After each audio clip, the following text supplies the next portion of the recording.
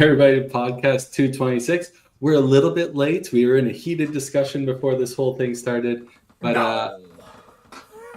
yeah. We're late? That doesn't happen.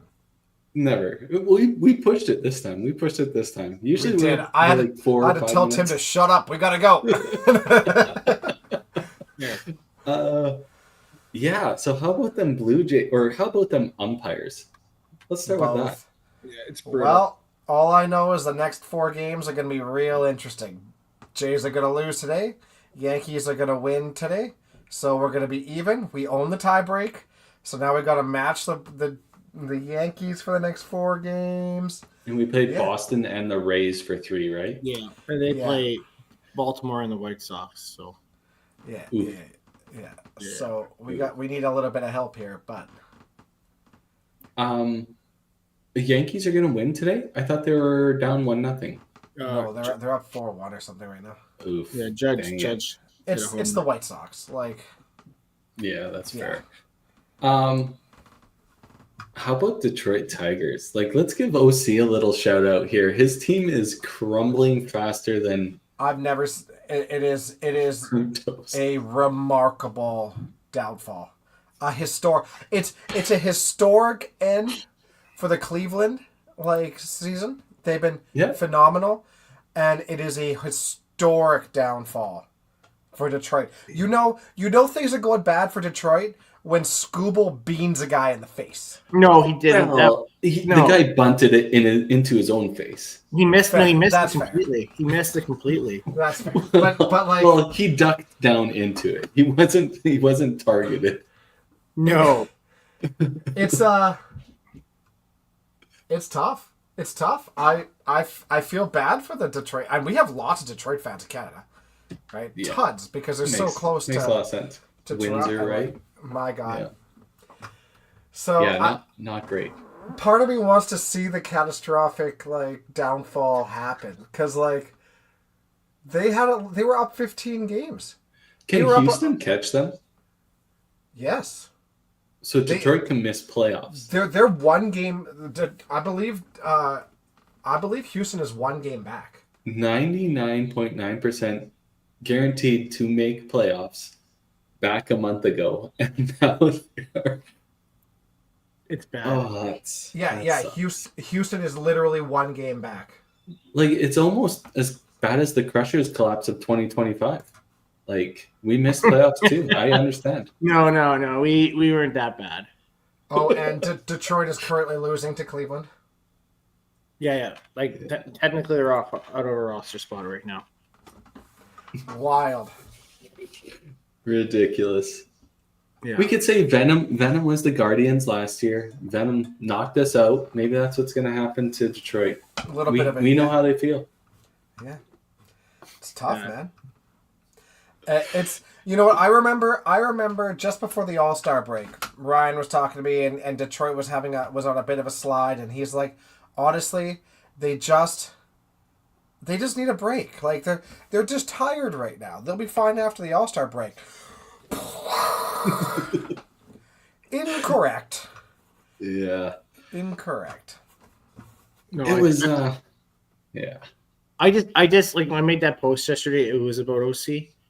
And I think everybody thought it was about the Blue Jays, and I was like, "Why are you commenting about the Blue Jays?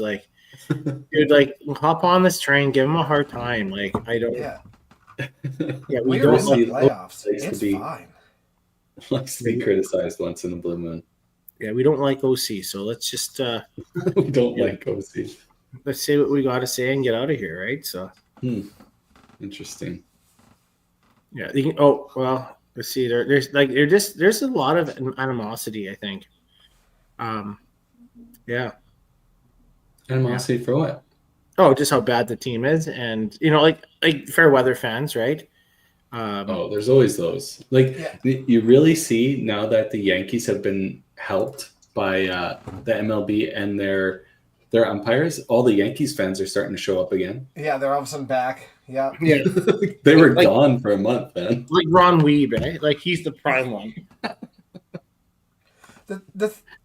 Every team is going to go on heaters, and every team is going to have a period of time where they struggle. That's just the way it is, right? You just hope it's at the right time.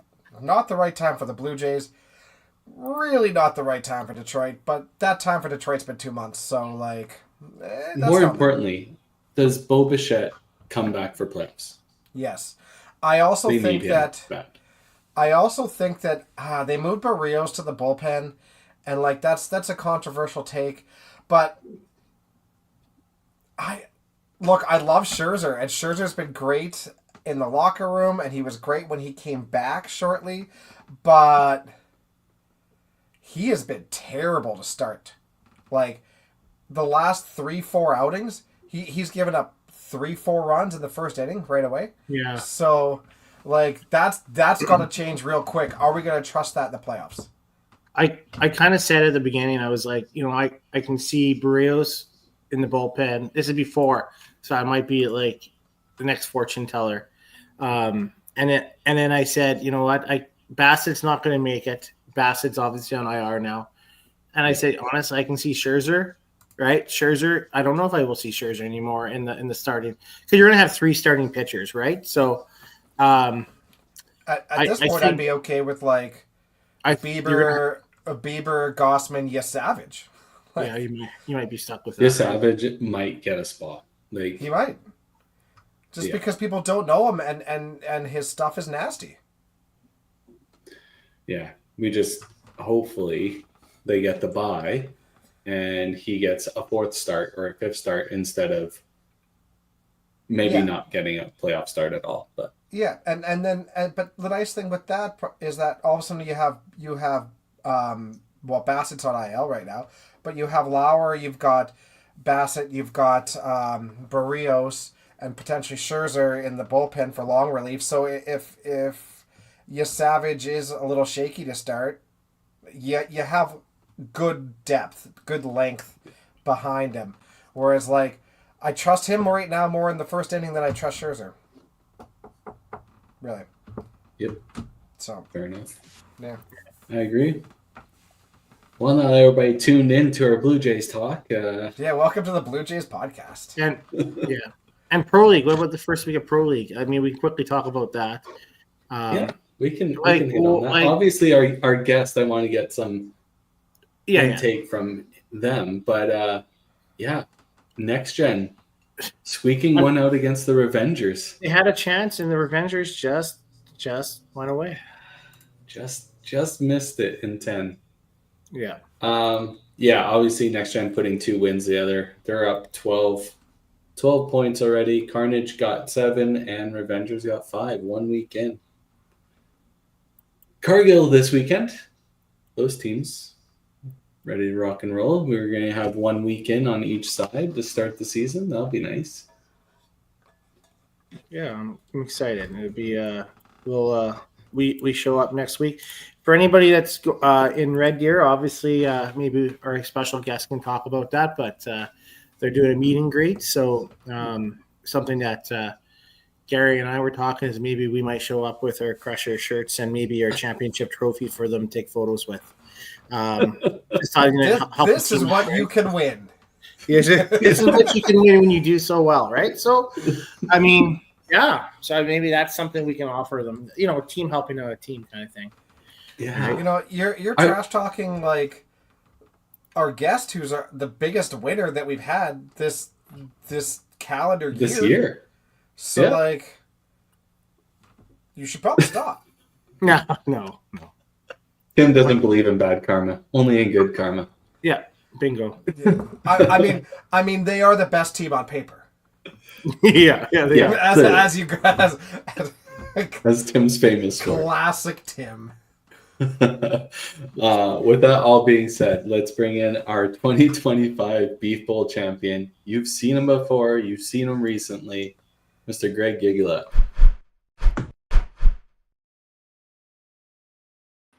How's it going, sir? Crazy. This is a crazy case. Is it ever? Yeah. Literally, it feels like yesterday when I was talking to you after the Heritage win. I was like, and you were just so happy that you finally got one. And it's like, it was long overdue. We've talked about it for years. And then Bang, two in your pocket, just like that. Yeah. I don't know what to say about that. I mean, I'd like to think that I found the holy grail to what I need to do to perform. But I mean, we know these events, right? You can go to those events, and I commented earlier today about you could run that event 100 times and get 100 different winners. The variables in the game, in the matches, qualifying, everything. There is so much that has to happen your way in order to get a win. Did you find this one, did you feel more calm this time, the same as the last time? Like, how did you feel this time around? I guess I felt confident because I was throwing well. I mean, I qualified, in one shift. I felt comfortable with the house because I felt that if I threw the ball well, I would score well. But again, I mean, I can't beat a Wiseman. That's all there is to it. Like, they're impossible to beat. So, like, good thing there wasn't one on both sides because that had been gone. I just caught you while you were still waking up. That's all. I just have to avoid that's why I was there like 45 minutes before you. Just take the excuse. Just take the excuse. Greg, I kind of want to touch on, you said like you could run that event like 100 times and have 100 different winners. So like, this is a little bit of the nerd out in me.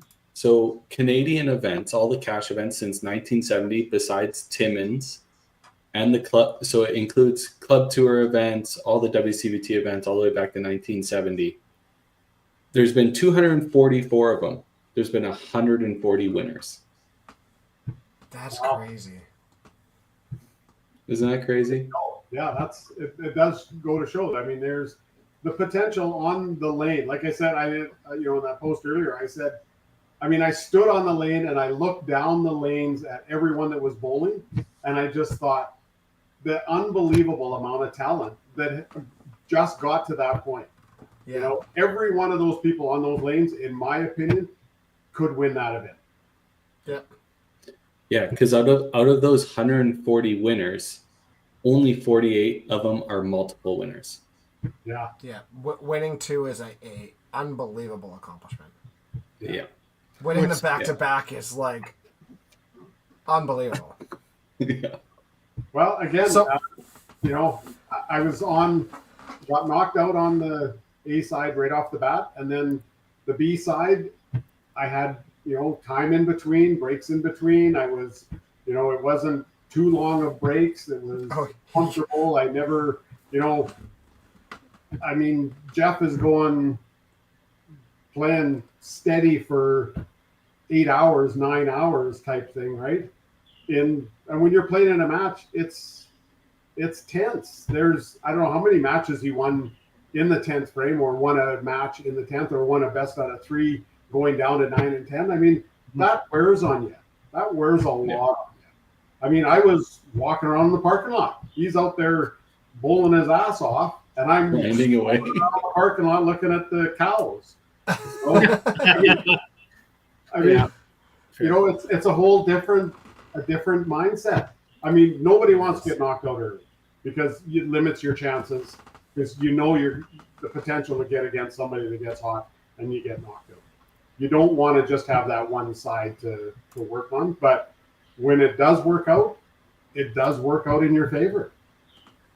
Yeah. Do you think playing the senior masters and having your lunch break in between after your 8 games, after your 4 games, helped you in this cause to get back on the lanes and get prepared? Well, the naps were good. I didn't mind the little naps in between. For those people out there that don't know, when it was sponsored, right? You guys sponsored it for the senior masters when they had provincials. After 4 games each day, you guys off for an hour, had your lunch. We had a lunch break, yeah. Another 4 games afterwards, right? So, well, we had seniors that had to eat. Otherwise, we're not sure they would make the last 4 games. So you literally had to accommodate all of the bowlers, and that was one way of accommodating. We do not do that anymore. We did that for a few years when we needed to, and we're not in a position where we have to do that. No one has come to us and said, I have to have food intake, so therefore there has to be a break. So now we continue with, we bowl 8 games straight. I think we got to talk about it with the Masters. Maybe tournament Masters need after 4 games need a beer break. we tried the prohibition route. It didn't work out for us. So yeah, we need an alcohol break. Yeah. Well, you guys, it's tense. I mean, when you guys are bowling that tournament division, those matches, I mean, they're tense. You can feel the tension in the lanes. You go to the seniors, you're not feeling it. Right? But you know what? That's fair, because like there's times when you're playing things and it just seems like it's forever between every ball and it's whatever. But you never really feel that in the tournament division. You're so invested in every single shot that it doesn't feel like you're waiting forever. Yeah. So I do get it. Does this make you the greatest 60+ player ever? I mean, it's got to be. And like, I don't take this wrong. I don't like this word either. Because you've always been phenomenal. You've always been like one of the best players out there. Somebody that we've always looked up to. But man, I've never seen someone like, and I hate this word, but peak at 67. Like you had. Is he 62? I'm 64. Okay. Somebody told me 67. Anyways, okay. That's. I had nothing to do with that. Hey, stop. It's unbelievable, Greg. You win 2 cash tournaments. You go to Masters Nationals. You average 280 at Masters Nationals in a scenario where you're throwing a frame every 10 minutes. Like, it is unbelievably impressive. You are not the typical 64-year-old. Let's just put that out there. So kudos to you, because you're in better shape than most of us in our 30s, in our 20s, in our 40s. Like, what you have done to keep yourself in shape and in tournament condition at all times in whatever sport you're doing. How many holes in ones do you have? 6. Yeah. Incredible. And then, it's mind-blowing. Wait a minute. I get all 6 opportunities a year, right? I'm playing 100 rounds, and there's 4 par 3s. It's just numbers, right? I'm just did all 6 of those come in your 60s though? And you're not the only person that has that same scenario, Greg, but you're the only guy doing it.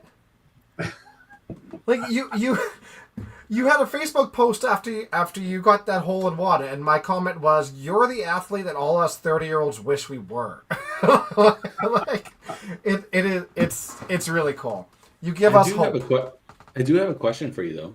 Do you have a perfect game, Greg? I do. You do. I do. When was that? 2001 TSN Provincials in Airdrie. Oh, nice. Yeah. I was gonna say that's obviously clearly coming, but since you already got one, I should have looked that up first. But never mind. Are you gonna start pitching? You'll probably pitch a perfect game. Yeah. What other sports can you master, Greg? Cornhole. Yeah. Yeah. Hey, horseshoe champion, just so you know. Oh, right. The Gull Lake Horseshoe pitching. You and Bruce? Tournament. Nope, Bev and I. Oh, really? That's nice. awesome. Yeah. Beat Gerard and Ann Parker in the final. Oh. And Ann and Gerard took out Bruce and Jen. That's awesome. I love it. Uh-huh. I love it. Uh-huh. Yeah. Well, obviously we should talk more about the Beef Bowl. Incredible first year on tour. Their event has been growing the whole time. This just culminated 228 entries. Yeah, that's that's amazing. Kara and Curtis and their family and all their staff, the volunteers, all that, put on an amazing show. If people haven't seen it, go to their Facebook page. You can see all the pictures of all the entertainment. You can see Greg posing with with one of their cattle at the Yeah. end. Well, They were trying to get me to get on top of it. And I said, I don't know if I should do that. yeah, Especially when It's- Curtis encourages you, I'm not sure. Oh yeah, Yeah. yeah. I don't. I might have been okay, but when Curtis says, "Oh no, that's the good one," I was like, "Yeah, okay." Yeah. Yeah, they Absolutely just put on crazy. a spectacular event. All the extra stuff that they do during that event, they bring in their own beer. They have the kids out there. Kids are bowling, kids are helping out, kids are helping on the podcast. I mean, Yeah. like it's a real family, It is. right? I mean, and they're just such a great bunch, right? You've got amazing food. You've got Tic Tac Turd. Yeah. You've got, you have a live band during the Mulligans. The consolation is 10-pin, right? And look at how many people go and play it because it's just fun. Yeah. Right? Like, it's something different. It's, yeah. Yeah, it's amazing to me, like the events we obviously already have on tour, like TPC, Autumn Open, Red Deer, like all the legacy that's already been built by these tournaments and the tour, and then you got a brand new event, obviously with a long bowling family standing behind it, but already kind of making those memories and hopefully building that legacy themselves and just following suit on what's already been built is. It's reinvigorating to see a new event reach that already and help boost what's already been built, right? Like Dexter, Tim, you guys know, running the TPC year in, year out for how many years already? Like it's not a small undertaking, and to keep that dream alive and then see another event come along and follow up with that much enthusiasm and wanting to be a part of that. Like that's gotta be a good feeling for those tournaments as well, knowing that a tournament's wanting to be that as well, right? Yeah. I think that's awesome. cool. I mean, we have all these tournaments that have like great payouts, great prize money, all those things, and like that's a big part of the reason why people go, right? You want to make your money back, you want to make a little bit of money, you want to win that title. But the thing that this tournament does better than any of the other ones really is that it's the most enjoyable. It's just fun. And like, before WCBT, there was a lot more of that. And like, that's not a knock on WCBT at all, but in order to be successful, you need to be competitive. You need to limit certain things and focus more on other things. And I think it's the first time where you can go to these events and you can have equal balance of competition and fun, and it's something that we've forgotten to have in our game at times. I think that's changed it a little bit too, right? Like lots of people are having fun at the Beef Bowl. Unfortunately, and this is kind of probably a syndrome of the way the events were before the tour. Like we always went to Regina and you drank and you had lots of fun because Regina was the place to be, right? And it was always associated with alcohol. I feel like where now kind of the tour has kind of moved away from that consumption part. But at the Beef Bowl, like there was consumption happening, but I feel like a lot of people were having fun just because it was fun. They didn't need the alcohol to be having a boisterous time and hanging out and sitting in the lounge and having food and sitting there for hours. Literally, I've seen people at the same tables all day on Saturday, just sitting there having food, maybe having a couple of drinks, but literally just chatting. Yeah. Like it wasn't over. When's the last time you've been to a tournament and you've seen that? That doesn't happen very often. Exactly. Yeah. I will say, obviously, the way the Beef Bowl is, they have obviously no different than I think Heritage and Golden Mile. They have great food services there, right? Golden Mile, the only thing was it just had limited space, right, for the most part. Yeah. But with Heritage and obviously Panorama having great food there, it makes them stay. The other thing was, honestly, like other than going back to the hotel, everything was you there was no area to go away in Medicine Hat. So once you're at the center, if you're out of towner and had no vehicle, you're there the whole day, which Yeah. helps the cost too. Where I think the other places, it's a little bit more prevalent to hop in an Uber and get where you need to go, right, or whatever. Like that. I wonder if this will stem more of that though, right? Like you go to the first event and you feel that camaraderie again and the hangout zones and stuff like that. I wonder if will transition to the other events. Autumn Open, maybe not so much because of Paradise's congestion. Like there's really no place just to sit around besides on the benches. But at TPC, you guys got lots of seating areas. Heritage obviously has lots of seating areas. Manitoba does too. I hope to see more of that going on where people hang out at the centers and you don't have to be drinking, you don't have to be doing that stuff, but you just hang out. We always joked it was always the hotel rooms. You would find the hotel room to hang out in and everybody would be in that hotel room. Well, it's kind of neat to see that at the bowling center. And I hope that happens more. Yeah. More on And the tour. honestly, nobody hangs out at the hotel rooms now either. Like it's crazy. No, That's no one long does that. gone. Well, I think everybody wants to go to bed, right? And I'll never tell anybody what my room number is now because I just want to go to bed. Well, and I think that that's the first one of the year. A lot of people haven't seen each other for quite a while, and it's such a strong community now. I mean, the people coming from Quebec and Ontario that you wouldn't otherwise see unless it was an Open or a Masters. Now you're seeing these guys, and summer's gone by, and you're catching up, and it's a busy time. But I think the time of year and just the social interaction that we have in this game now, right? Mm-hmm. I agree. Talk about now, right? We got lots of the 5-pin Pro League teams, and we got lots of the what happened at Nationals and all that to talk to.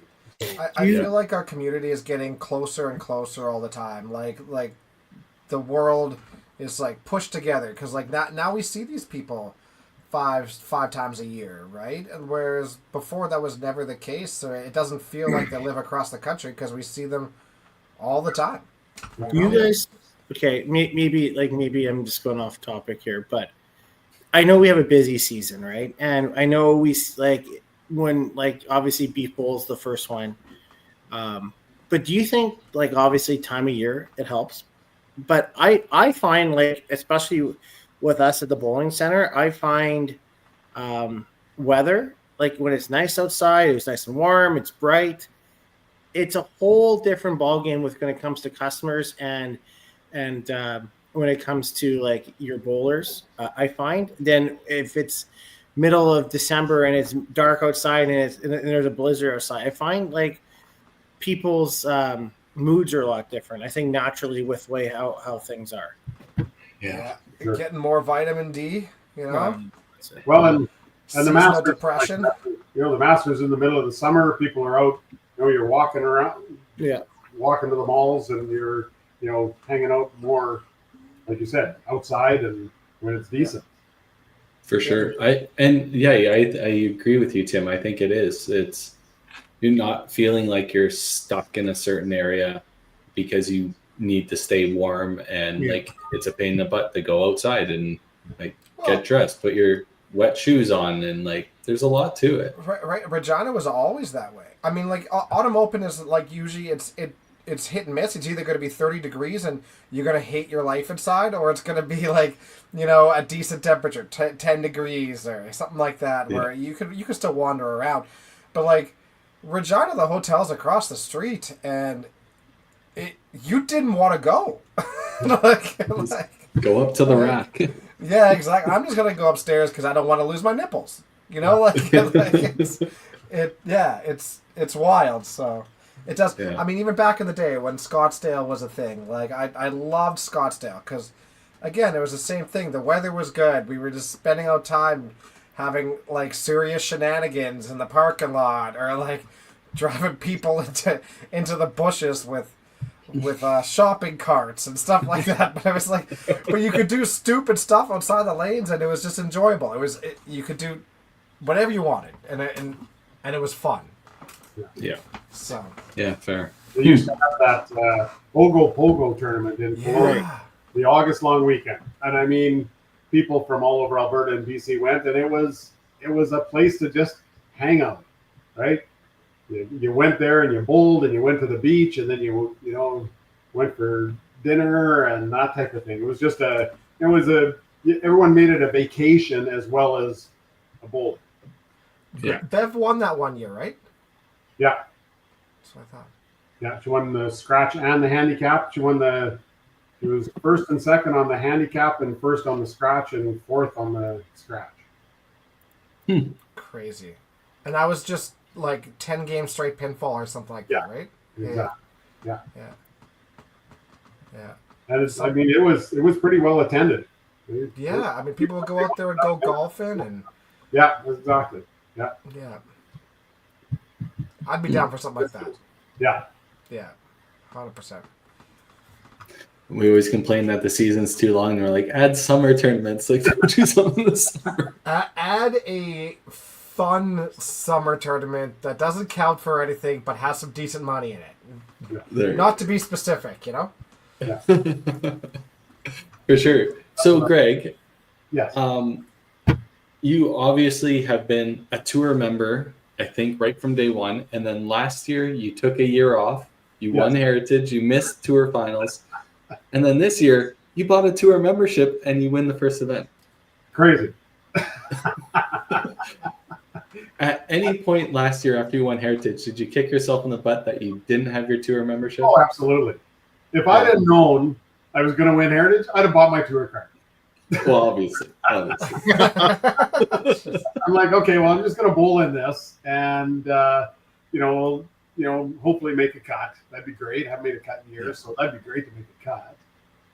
So it was never anything that crossed my mind that, oh yeah, I better buy my membership card because this is my one opportunity to actually do something. So, but this year I was kicking myself for the $125 that it would have been last year to have the opportunity to play in the Tour Championship and the Gallagher's Cup. I mean, that's awesome, right? Yeah. Am I kicking myself for that? Yes, absolutely, for not doing it. But again, that was nowhere near what I thought I would achieve at that event. So, right. All I want you to know, as WCBT president and the person that compiles the interviews after the fact, you kind of pooped me on the interview portion again. Well, I was just going to say, at least it gives them a year to figure it out. That's very nice of you, Greg. We can't ask Greg again. Calendar year. Well, I can do them all but mine. That's true. Just you sitting in front of a mirror. Don't interview me and I'll do the rest. I love that. I love doing those interviews. That was awesome. That's fun. You're very good at them. And I like because people like to talk, right? Most bowlers are pretty open. They're honest about their season. They're honest about what they're working on. They're honest about what they want to achieve, and how proud they are to make that tour championship. I mean, other than my interview with Kerry, I never once mentioned TPC. So he wins the TPC. We have a 15-minute interview, and TPC never came up. I mean, that's not very good interviewing. Yeah, we did not touch on literally anything about my bowling, I think, till like minute 10, and then we're like, okay, interview over, and it's like after the fact, it's like, oh, we didn't touch on any of the stuff that was coming up. Oh, that's all right, no worries. I go, oh, we should have talked about the TPC. Oh well, Yeah, I was the first one out of the way. That's fine. That's good. That must mean the interview was good, though, if you guys can organically talk for 15 minutes without worrying about that. So that's good. And this is what I said. That's the people that are being interviewed. They're all easy to talk to. Yeah, for sure. Yeah. So obviously, you're leading the WCBT up to this point. That's gotta feel good. Well, I remember the last 10 years that I had my card or whatever, the note comes up, points race. I don't even open it. There's no use in me even opening it. I've been a cut. Why would I open this? I know who's got points and who doesn't. I don't have any, so there's no use even looking. And then, but when this came out, thought, hey, I should look at this. Take a snapshot. Yeah, this is cool. Absolutely. Yeah. I 100%. love that. Yeah, no, it's a pretty surreal feeling. And again, you know, in that whole, we talk about the tournament and the results and how it all happens, how it all works out. You know, my match with Johnny, you know, I lose the first game. We go into the second game. I need a mark in the 10th frame. I pitch right. I punch on my second ball. I have to pick the 3-2 in order to tie. If I do anything but that, I'm out. I get $200 for winning my one match, and that's it. It literally came down to that one ball. And honestly, every time I get a left 3-2 now, I think about that. And every time I cherry it, every time I miss it, I think, yeah, that could have been it. It easily just happened that easily in those events. I remember sitting there watching that and being like, wow, just Greg, don't win by 4. Or do not win by 2. Yeah, that's if right. you win by 2, then like we're all hooped. You're tied on matches, you're tied on pinfall, like, all right, we'll see you guys in 40 minutes. Like, do it again. Yeah. Well, I mean, Mark needed 30 in the first game in the 10th frame, and you know, strike spare and won by 2. And then the second game comes down to like literally that one ball. And I mean, that's as easily as it could happen in this game. Yeah. Right? You throw a poor shot at the wrong time and a good shot at a chop off, and you just happen to cherry it. I mean, it happens a lot. Yeah, well, even in Jeff and Jeremy's, I think it was in the semifinal match, Jeremy needed 8, I think, to win, and he just slid by and tickled the head pin. Like, sorry, Tim, you need 9?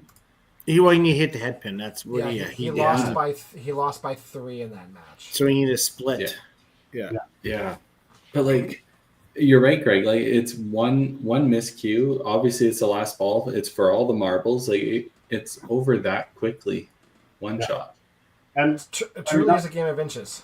That's a couple of matches. I mean, just about everybody in all those matches, somewhere along the line, had a situation like that. They had a situation where on a double, they got roasted on a corner and then missed the corner. And next thing you know, they're 17 down as compared to making that strike. And they're going on. I mean, they're the variables that can happen all the way along. And I mean, somebody gets hot. A Dexter throws 900 at you for 3 games. And you forced my hand on that though, because I was down like 50 after game 1. You were. So like, that's on you. I've always, Jeff, you played unbelievable. Yeah, again. That's not getting lucky. That's you forced him to make a shot like that. You put pressure on him. That's not you getting lucky. That's you making him do something that's not easy.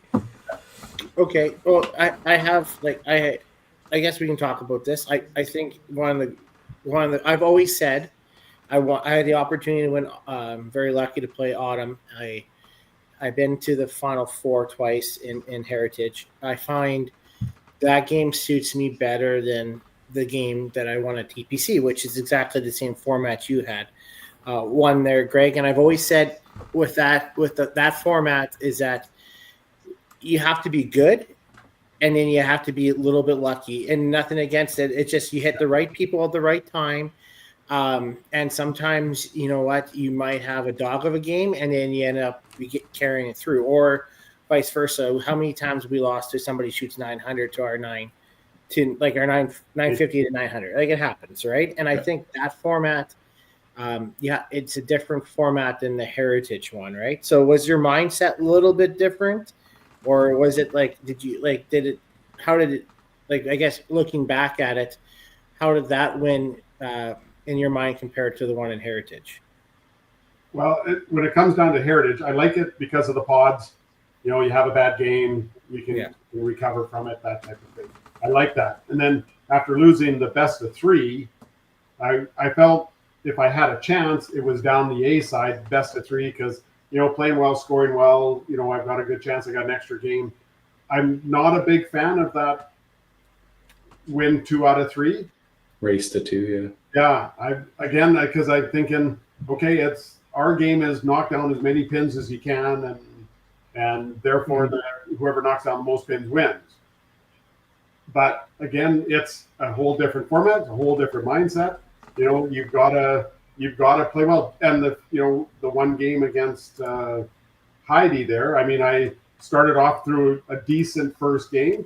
Heidi struggled, and I'm like 100, potentially 100 pins up, but I'm not. I'm up. No. I'm not. One point, right?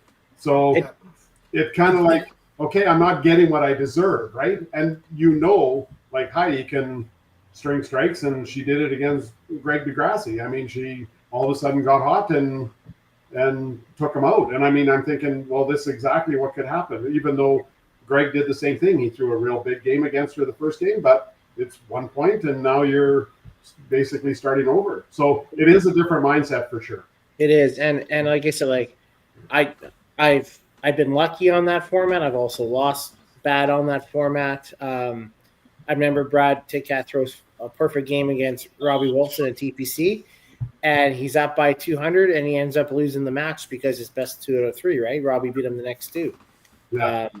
And like I remember Justin Langrock, I beat Justin, I think in the 32s, and he had a hard pin holder than I did because he had a really good game, and I ended up beating him 2-0, right? So, I think it's a different mindset.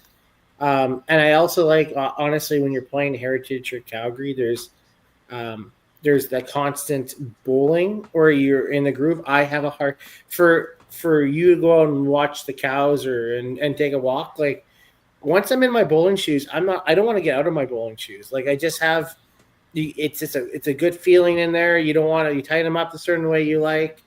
I'm good. Like, and for that break in between, my body can seize up. I'm not in Greg's, his fitness level. Peak physical form. No.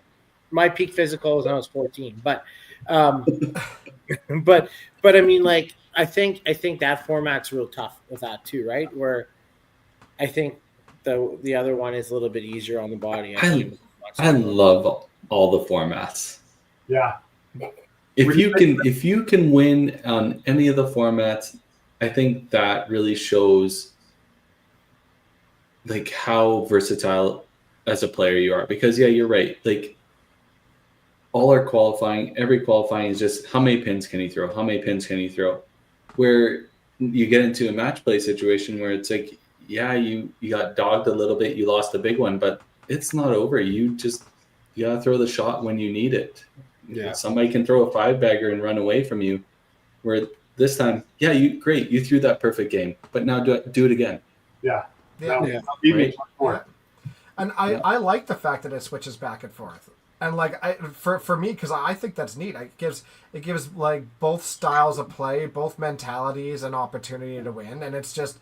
But it's not an easy transition to go from one to the other too. Like so, I do think that's really neat. I do think it's interesting that you, I mean, I'm sure having the opportunity, you would love to just keep bowling and run both sides, Greg. But like, I do find it interesting that you do like having those breaks and stuff as well. Because like I'm the opposite. Like I would much rather run both sides, just stay into a groove, keep yourself like, fed, because like that it really becomes the issue. Nutrition and hydration and all those things, and so you don't fatigue yourself during that time period does become an issue. But I do find it. It's neat that you like the breaks, and I'm like, man, I hate those breaks. Yeah. Well, it's not that I like them. I was taking advantage of it, and I mean, that's fair. Exactly. Just kind of relaxing. Took my shoes off. Kind of wandered around, that type of stuff. It was generally because, again, Jeff was going down both sides, so there was no opportunity for A and B to be run simultaneously. So I mean, it was just like, okay, let's just. And once I started that, it was okay. If you go, win 2 or 3 in a side, and then all of a sudden you get a break, that might be harder on you than like right off the bat. I bowled those 2 matches, then I got my break, and then I bowled a match and got a break, and I bowled a match and got a break. So it was kind of like it was a routine that I was able to Absolutely. get into. You know, Yeah. and enough time to warm up and.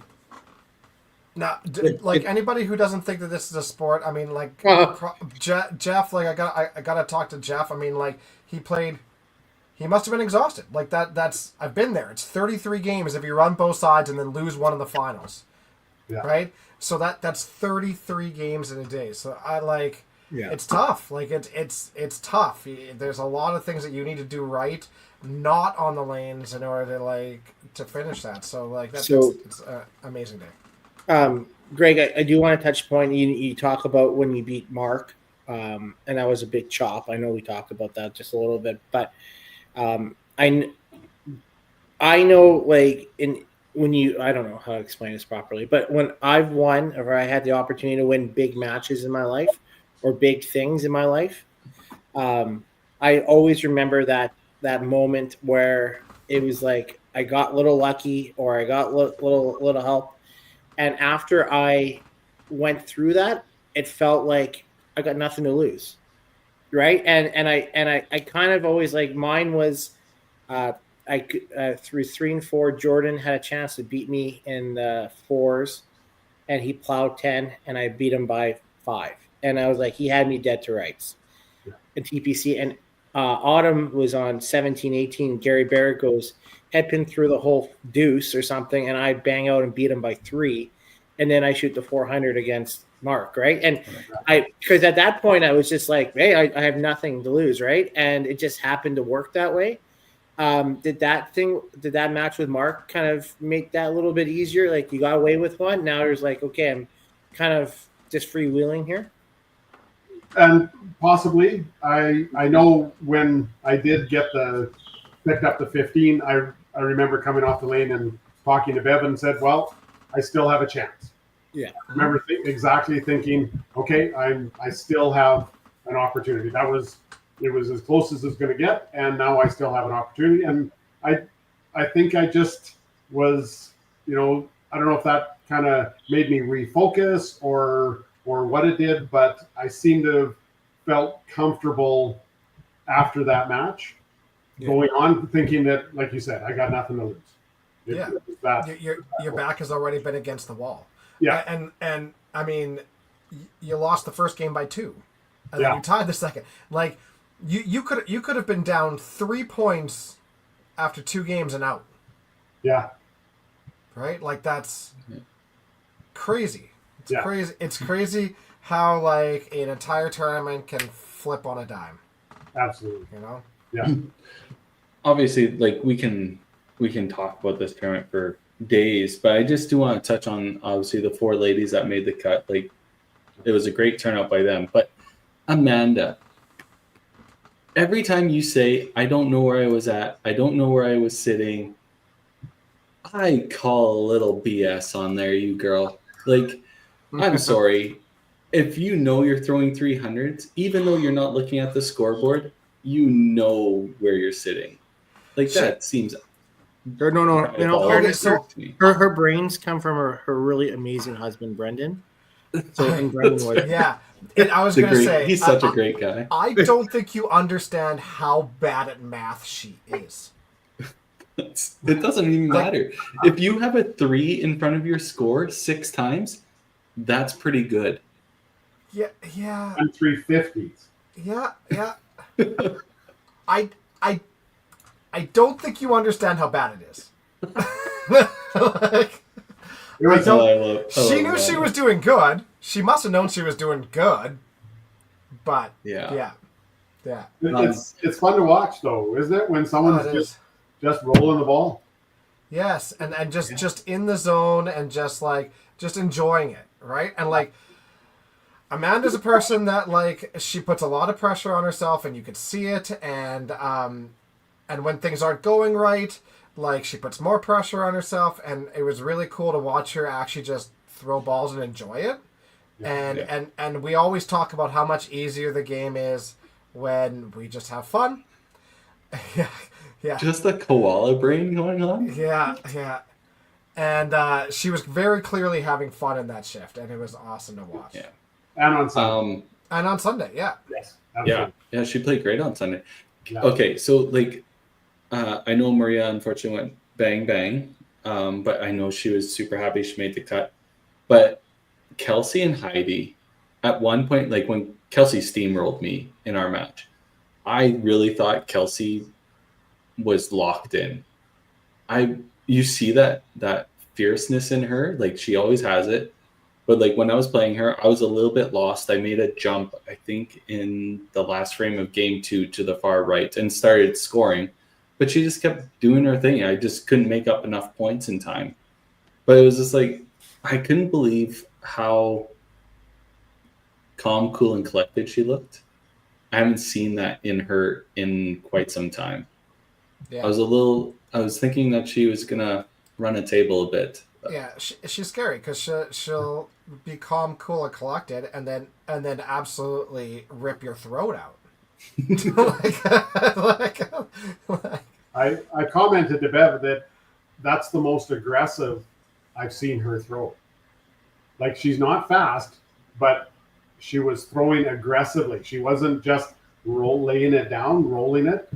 She was throwing it, and I said to Bev, I said, I've never seen Kelsey be that aggressive. Yeah, that's awesome. And she was rewarded with it.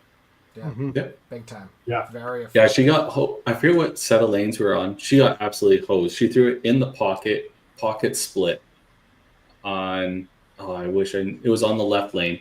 But like everybody that was watching was just like, what just happened? Like her ball entered the pocket and then all of a sudden headpin jumped way off to the right, ball into the gutter, 3-pin just falls over backwards. Like not even no splash on it. Mhm. It looked like the pins were glued down almost, right? Yeah. And in that moment, I didn't know if that was going to be an opening for me. Yeah. I didn't say anything. And then I think I threw a strike and then a corner spare like that. And then she went up and threw a double right away. I'm like, nope, that did not affect her in any way. No, she's always had a good Oops. mind, right? And I know people might forget, but I mean she was runner-up to Alan Hurst in autumn, and that was a very tough year scoring at Paradise, and she looked very good, right? So Kelsey's mindset is probably better than most of ours out there. She gets it. Phenomenal. Yeah. And she's then physically strong. I mean, Yeah. she's capable of staying with it for the long haul because she's 100%. yeah, She works very hard at it, and it pays off. And that's not taking away from all the rest of the people that made the cut. Like we know there was deep runs. Like Jeremy played well, Rylan played well, Sean Schwartz. Obviously, it's been a long time since he's made a cut. He played really, really well. That's the most confident I've seen him play in a long time. You know why though? Well, because Here we Bates go. wasn't there. Yeah. Connor, Ryan, like we could go all through the list. There was lots of confident play out there. Congrats once again to the Beef Bowl and all the players, man. That was good. And like Sylvain, he wins Montreal, wins the Quebec Open, and I mean, comes in and what was he, like top 5 qualifier, and I mean, and congratulations to you for being the top qualifier. That's not an easy feat ever. I think that's my second time ever being top qualifier. I was pretty proud of myself. Yeah, that's not an easy feat. That's it for sure. That was fun. 230 people. Yeah. First The 400 the last game came out of nowhere. Like I couldn't tell you why that happened. How many top strikes did you have that game? Kickbacks. Ooh, it was on lanes 3 and 4. It was probably 2 or 3 for sure. Yeah, I look over. Oh, he's on a run. Oh, that's a chop. No, that's a strike. Doom. And you know There what? was definitely some wild things. I was already in the cut. It was free. No, but I always say when you're playing well, those things happen way more often when you're not, right? So when you're where were all those chop strikes on Sunday? Where they weren't there. Well, because there's more pressure, right? You're freewheeling. You're freewheeling when you're already up, averaging 300, right? Yeah, it didn't matter then, right? So. Second frame of the tournament. Second frame of my tournament. I miss left. I punch on the second ball, and the head pin bounces back, rips out the 3-pin, and stands straight up. I've never seen it. Oh yeah, you showed that. It's wild. Yeah. Punch a head pin, count 3. Yeah, I do have to give Cindy a shout out. The way we were playing, she would go up. We were on the same lane. Yeah. She would go up because she was the leadoff player. She'd go pick up her ball while I was throwing my frame, like the last ball or whatever. And she noticed every time she did it, I had a bad frame. So she stopped going up there, and all of a sudden they're throwing strikes. So she decided to wait every time until I was done, and it worked out great. What a great team player, eh? But What a honestly, great team like, player. but there's superstitious things like that happen, right? And that's I didn't clue in until she told me in like game 5. She's like, "Did you realize what I've been doing?" I was like, "Oh, thanks. Yeah, keep doing that then." Yeah. I'm surprised that either can mess you up too, right? But I mean, kudos to you. I got a bowl with Zach Nielsen the first shift, and he was dog shit, and I blame him for everything. Like, he was bottom of the barrel. Like, I would rather just play with a vacant at one point. But Oh, I blame him for it. But otherwise, yeah, we had a great turn. Obviously, we're probably going to wrap this up very soon, Craig, but we wouldn't do it justice without talking to you about the Kingpins season coming up. yeah. You guys have moved centers. You're moved to a new city. Yeah.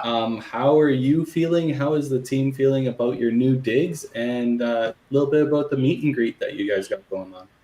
I think we're pretty jacked. I think bringing Shelby onto the team is obviously, with his depth and everything, will be beneficial to the team for sure.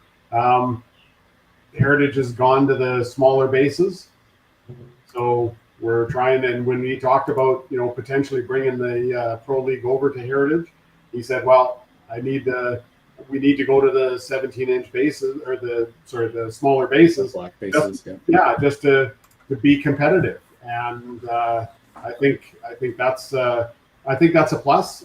I know for the average bowler, you get 1 or 2 more strikes a game, it's pretty awesome, right? Feels pretty good. I mean, and it builds up a lot of good scores, build up a lot of interest. And but yeah, no, it's going to be good. This meet and greet, I think it's a really good thing to do.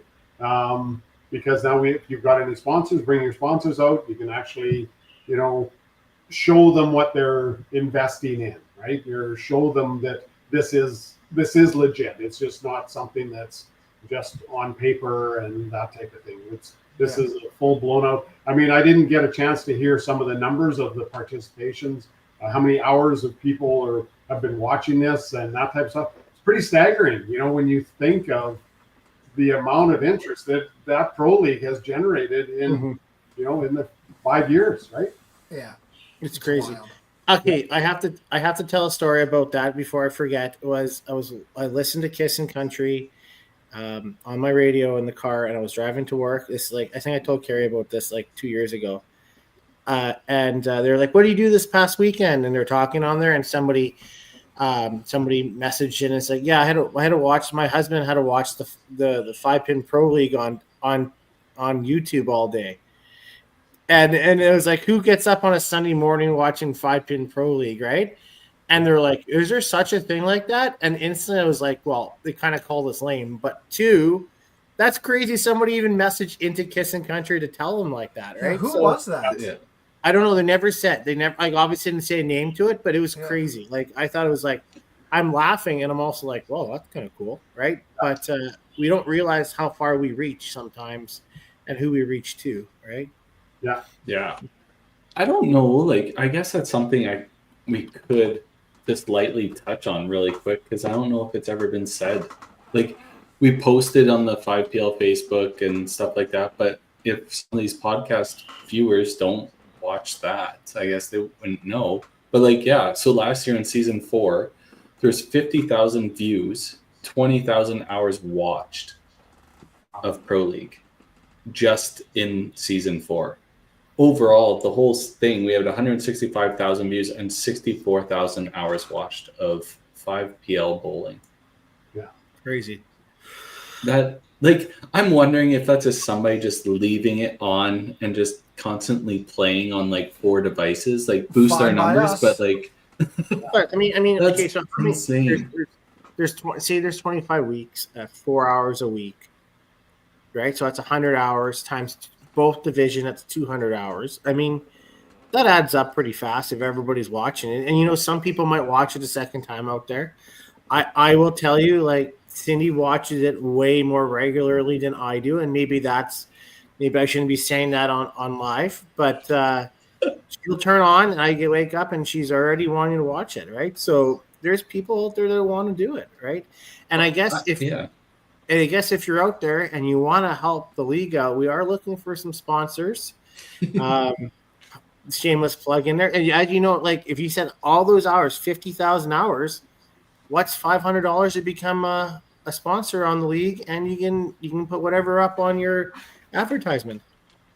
Yeah, exactly. Like it's obviously something like we have a public Facebook page, the 5-Pin Universe's 5PL. We have the website 5pinuniverse.ca where you guys can follow everything, and we're trying a little bit of a TV or a YouTube schedule on the website so people can see when their teams are coming up to play. I think I only have 4 weeks done, but there is stuff to watch. There is stuff to follow. We hope you guys pay attention to it. It's growing fast. It's hopefully quality. It will be getting better each season. It's getting better each season, but we've had a few meetings with our team managers to hopefully boost that side of it too, and maybe get some more insight commentary as well. So we learn about the players on the teams and their stories and all that. Like we got to look at it from a professional sports side of things. If you're watching the MLB, they talk about the players, you know about the players, you know their stories. We're going to be going that route and see what we can build, and our sport deserves it. The people that play our sport deserve it. We're just happy we got a platform that we can do it on. Yeah. I think that's a great idea. Having your own commentators that have the background on the bowlers, and I mean they can mention that so and so had a 900 last week in league, and some of the other things that they do and that type of thing. Yeah, I think that's a really, really good idea. Yeah, absolutely. Yeah. Puts the onus on the teams a little bit more than just us. Yeah. Right. And I don't think you'll have too much trouble finding. I don't think you'll have too much trouble finding people that want to do it, because I think people enjoy it. Yeah. Enjoy the commentating. I think people like to be a part of it. Yep. And for people that do want to be a part of it and they're not sure how to, just reach out to us. Like literally, You can find any of my information or anything on Facebook specifically, but reach out to us. If you're a little bit scared about it, it's literally having a conversation with two other people. Like it is simple as, like Greg, as simple as this podcast. We're just having a discussion, and like it's that simple. Yeah. And you're talking about something you like, bowling. Yeah. Right. Or if you despise bowling, we still want to hear about it. Oh yeah. Honestly, the more you can shit talk people, the better. True enough. Ratings through the roof.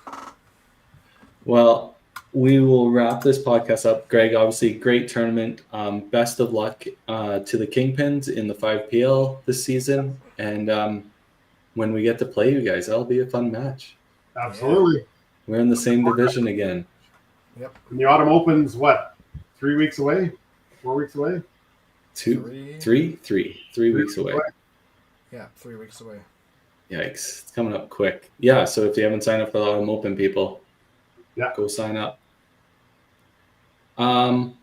Any last words for you guys before we hit the outro? No, I think we're good. Yeah. Cool. And the do we belt have another podcast? I have to talk about the belt buckle. Oh, yes. Oh, yeah. Yes.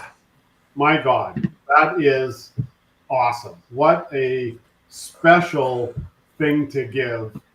The winner is that belt buckle. I mean, it's pretty cool.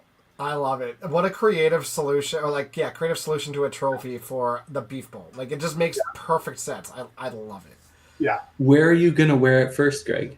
I'm going to wear it at the Autumn Open. Nice. Good for you. Nice. I'm gonna wear it at the Autumn Open. Awesome. I love it. I already told Bev I would wear it. I've already tried it on. I've got a belt that fits the buckles and that type of stuff. So I thought, yeah, I'm gonna do it. I love I it. love That it. is awesome. It is. And it's just I had to mention that because I just think it was the key that they give at Nebs and Yeah. like the special things that these events do, and that is just a really Yeah, really those two are the best ones, hands down. Yeah. Hands Yeah. down. Yeah, there's just not a regular trophy, right? There's something unique, something that Yeah. it would be a talking piece if somebody's seen it. They'd be like, whoa, what's that for? Like, why do you have that? Right? Yeah. It's not just a glass trophy sitting on your shelf or sitting in a box. That's something that is cool. it's very cool. Yeah, I love it. Yeah. All right. Well, we'll let you guys go. Have a great week and good luck to the people playing 5PL this weekend, I guess. And we'll see you next time. Right. Thank you. Thanks, Bye. everybody. Thanks, guys.